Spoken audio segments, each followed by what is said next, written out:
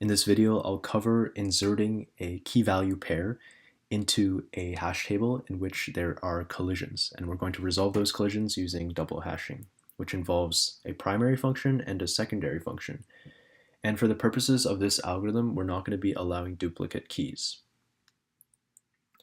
So our algorithm is going to be called insert, and it's going to take k, which represents a key, and also d, which represents the data that's stored within the key value pair. So our algorithm is going to return true if we found a empty location for our key value pair, and it's going to return false if either the entire hash table is full or if we cannot find the key corresponding to our key value pair. So of course, the first step is to create a count variable because we want to make sure that we're counting each of the cells that we're checking. And if this count variable becomes equal to the total number of cells in the hash table, we know we've checked all the possible cells and we should return false. The second thing we want to do is we want to have a position variable because when we apply the primary hash function denoted by h of k, we want to find the index of the first check. And if this first check is already occupied, we want to apply the secondary hash function and add it to the primary one. So that's what these two initial variables are doing. Next, we have a while loop. So we say while t, which is the array, at this index position, which is derived from this hash function, this primary hash function, while it does not equal to null, we want to do the following. So why are we checking if it does not equal to null? Because if t at the position equals null, then we already found a location for our key value pair to be inserted. So while it's occupied, we want to do the following. So first we want to do a check. If the t at position dot key, so we're getting the key at a certain index, if it equals k, then that means that we have a duplicate key because we have an index with a key value that is equal to the key value that we're trying to pass in. And so we return false because for the purposes of this question, we're not allowed duplicates. Next, we try adding a secondary hash function to the primary one. And we store that value in position after we mod it with the length of the array. The reason we're modding it with the length of the array is to ensure that our position is not going to be out of bounds. Next, we're going to increment count because we've done another check for another possible index on this array.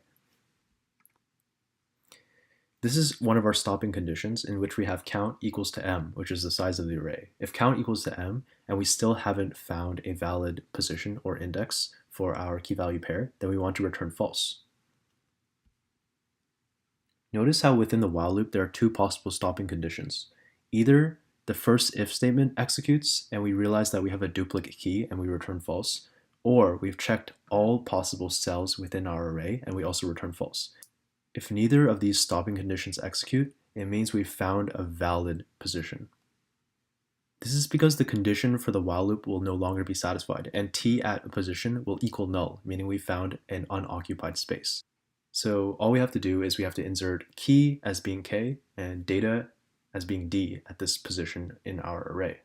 And we return true since we've successfully inserted our key value pair into this hash table. Now let's take a look at the worst case time complexity. So what is the worst case?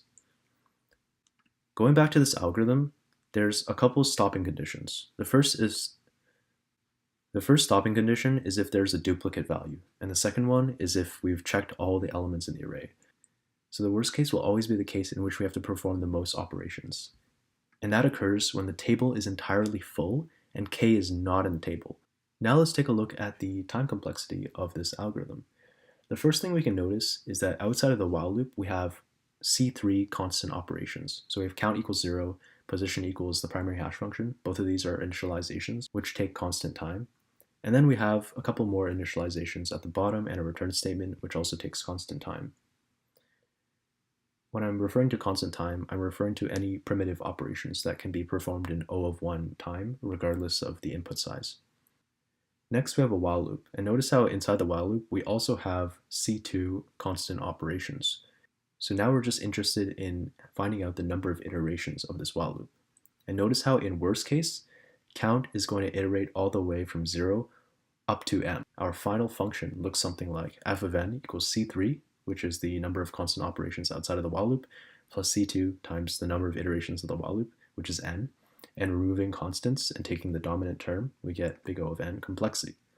So hopefully this video was helpful to you. Please leave feedback below and stay tuned for more videos.